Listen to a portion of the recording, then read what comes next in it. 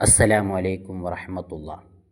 ഹിജ്റ 10-ാം നൂറ്റാണ്ടിൽ ജീവിച്ച പ്രഗത്ഭനായ പണ്ഡിതനും സൂഫിവര്യനുമാണ് ഇമാം ഇബ്നു ഹജർ ഹൈതമി റളിയല്ലാഹു അൻഹു. ഹിജ്റ 909 ഈജിപ്തിലെ ഹൈത്തം എന്ന ഗ്രാമത്തിലാണ് മഹാൻ ജനിച്ചത്. ചെറുപ്പത്തിലെ പിതാവ് വഫാത്തായി. പിന്നീട് പിതാവിൻ്റെ ഉപ്പയാണ് മഹാനെ വളർത്തിയത്. 40ഓളം പ്രഗത്ഭരായ ഉസ്താദുമാരുടെ ശിഷ്യത്വം സ്വീകരിക്കാൻ മഹാന് സാധിച്ചു. 117 ഗ്രന്ഥങ്ങൾ മഹാൻ രചിച്ചിട്ടുണ്ട്. ഹദീസ്, ഫിഖ്ഹ്, അഖീദ, നഹ്വ് തുടങ്ങിയ വിഷയങ്ങളുമായി ബന്ധപ്പെട്ട് 117 ഗ്രന്ഥങ്ങളാണ് രചിച്ചിട്ടുള്ളത്. അതിൽ പ്രധാനപ്പെട്ട ഫത്ഹുൽ ജവാദ്, തുഹ്ഫത്തുൽ മുഹ്താജ്, ബിശറഹിൽ മിൻഹാജ് തുടങ്ങിയ ഗ്രന്ഥങ്ങൾ പ്രശസ്തമാണ്.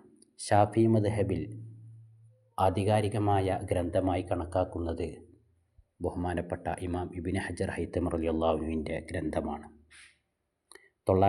ഹിജ്റ 973 മഹാൻ വഫാത്തായത്. മക്കയിലെ ജന്നത്തുൽ മുഅല്ലയിലാണ് മഹാൻ്റെ ഖബറിടം. അള്ളാഹു അവരോട് കൂടെ നമ്മെ സ്വർഗ്ഗത്തിൽ പ്രവേശിപ്പിക്കുമാറാകട്ടെ. അസ്സലാമു അലൈക്കും.